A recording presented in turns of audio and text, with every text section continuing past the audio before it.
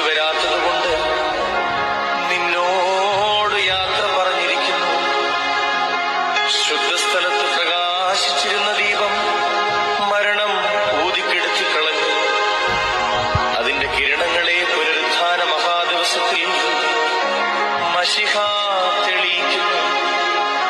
നമ്മുടെ ഈ കർത്താവിനോടുള്ള സ്നേഹം മൂലം നീതീകരണം നൽകുന്ന പരിശുദ്ധ മദ്ബഹായിൽ നീ ശുശ്രൂഷിച്ചതിനാൽ മാലാഖമാർ വന്ന് പരിപൂർണമായ സന്തോഷസ്ഥലത്തേക്ക് നിന്നെ